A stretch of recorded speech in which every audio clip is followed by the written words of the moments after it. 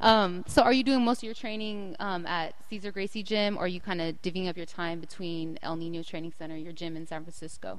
Yeah, I built the El Nino Training Center, not just to make money, but I saw Floyd Mayweather have his own gym. Obviously this is a little more ghetto fabulous, but I created this for my training purposes. So a lot of the training goes down here. Excuse me. And I have my own a young group of guys. I call them the Scrap Pack, and they train with me all the time, and they train hard and they push me. And I do go to Caesars about once or twice a week, and sometimes I go to Stockton, and sometimes my Cesar Gracie fight, the Cesar Gracie fight team, and Team Stockton comes down here to train with me. So Nick Diaz has really gone out of his way for me, and so has Nathan, and Jake as well. So we rotate places, but a lot of it goes down here. Okay. And do you have any up-and-coming fighters that you want to talk about training out of your gym, or? Yeah, definitely. I'm trying to get some people are avoiding some of my young fighters right now. It seems like they get injured every time they have to fight one of my youngsters. I think it comes from me. You know what I mean? But yeah, I'm trying to line some of them up. But I have a young guy by the name of Josh Clopton, who's about I think he's five wins, one draw, no losses, and he's coming up really well. And I'm trying to get him a fight here at 145s. And I have a young guy, Bobby the Bear Taylor. He's doing good. And I have a couple amateurs fighting this Saturday. I have Cody Orson and Jordan Ninja Felix, and I also got Phil Baldacki, and I got Juan Nunez. I got some young guys that are here every day, twice a day, and really striving to become good fighters. Okay. So recently you did some acting scenes on NCIS LA along with some of the other Strikeforce fighters. How did you enjoy that experience, and then do you see yourself doing any other acting in the future? I really wouldn't call it acting. I call this some glorified extras. I came over there ready to read some lines and do the acting thing, but they strategically placed us in the background, I think, to market for April 17th, and they wanted people to see NCIS and say, oh, those are the fighters. But I was hoping we could get a little bit more involved, and it'd be fun to give it a shot. But I'm not banking on that being a fallback career for me. I'm just gonna do what I do, and that's fighting. And but if somehow that comes across my way, I'll give it a shot. I'm always up for a challenge. Okay.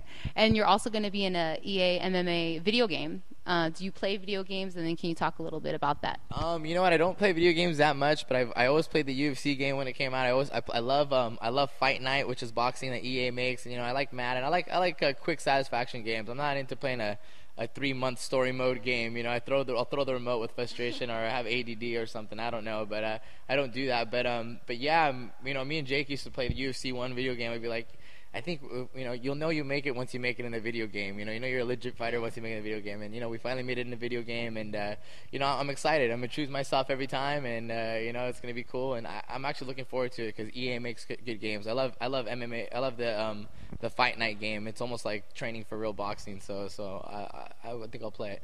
Okay. So after this fight on April 17th, Jake Shields is a free agent. So he has the option to sign with UFC if he chooses. How many fights do you have left with Strikeforce, and do you, like Jake Shields, ever think about going to the UFC? Yeah, you always want to keep your options open. I do have one fight left with Strikeforce. This is my last fight as well, but I'm actually very happy with Scott Coker and the Strikeforce organization. They treat me very well. I mean, I'm on TV. They're promoting me. They're pushing me. I'm their champ, and I'm very happy with that. So I can see myself ending my career with Strikeforce. But at the same time, your ears are always open, and it seems like you don't get really credit as a fighter unless you're a UFC fighter. I feel like sometimes I'm walking the street and they're like, "Oh, this guy's a good fighter." Like, "Oh, you fight in the UFC?" No, I'm in Strikeforce. And they go, "What is that like?" Good luck. I hope you make it to the UFC one day, or they treat it like it's a minor league organization. So that frustrates me sometimes. But at the end of the day, I just want to get respect in the sport, and I want to get paid. So if I can get that, just being in Strikeforce, I'm more than happy.